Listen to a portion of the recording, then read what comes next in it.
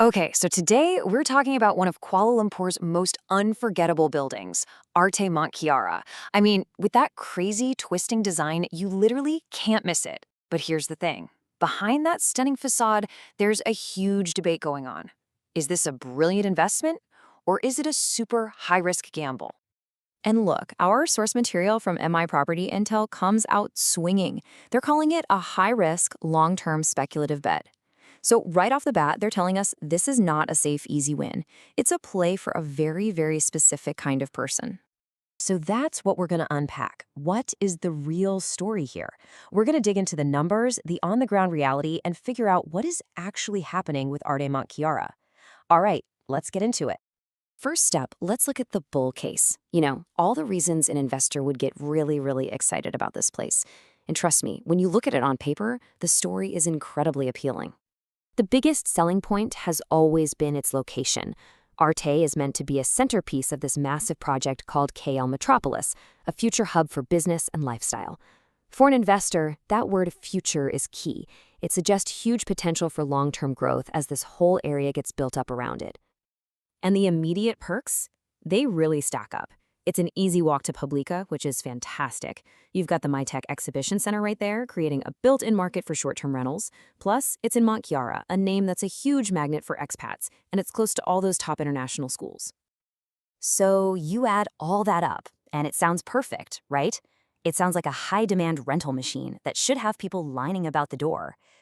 But, as we're about to see, that isn't quite the whole picture. Okay, so now let's flip the coin over.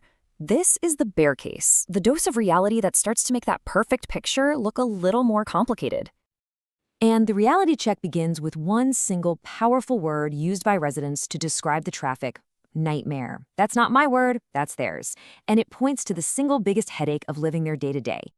And here's the paradox. You've got amazing access to big highways like the Duke, but what good is that when the local roads to actually get to and from your condo are just gridlocked? It's that classic so close yet so far problem. The last kilometer of your journey home can feel like an eternity. And this number is at the very heart of the issue. 1,707. Just let that sink in.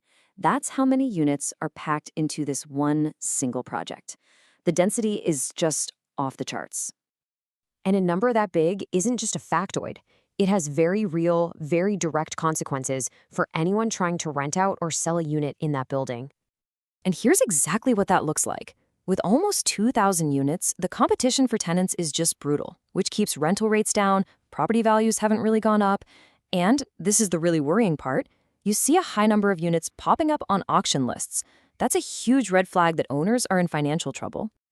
All right, let's push the stories aside for a second and just look at the cold, hard data, because honestly, the numbers themselves tell you pretty much everything you need to know. Okay, a few things jump out here. It's a commercial title, not residential, which can mean higher utility bills.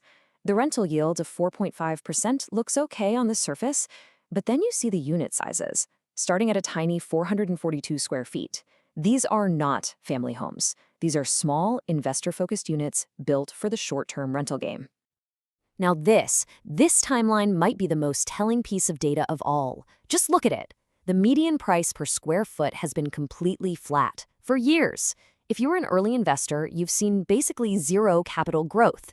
Your property isn't worth any more today than it was when the building was finished. And this quote from the analysis really hammers home the biggest warning sign. When you start seeing a flood of units from one project hitting the auction market, it means people are hurting. They can't make their mortgage payments, and they can't find a buyer in a saturated market. It's a major sign of distress. So we've seen the dream, and we've seen the pretty tough reality. We've weighed the bull case against the bear case. So what's the final verdict? Who, if anyone, should actually be investing here? It really all comes down to this. The dream of a short-term rental powerhouse in a futuristic location is crashing right into the reality of an oversupplied market that's stuck in traffic and showing some serious signs of financial stress among its owners. So the analysis concludes, this is absolutely not an investment for everybody, not even close. It's for a very specific profile, someone with a really high tolerance for risk who's willing to play the long game. We're talking a 10-plus year bet that KL Metropolis and the future MRT line will eventually save the day. But here's the twist. All of those problems, the oversupply, the distressed owners, they create an opportunity for someone. It is, without a doubt, a buyer's market. So for that very specific, risk-hungry investor, there might be a chance to swoop in and negotiate a serious discount from a seller who just wants out. And that really brings us to the final question, the one for you. Now that you've seen the whole story, the incredible promise and the harsh reality, you have to ask yourself, are you that kind of investor? Are you the one this property has been waiting for?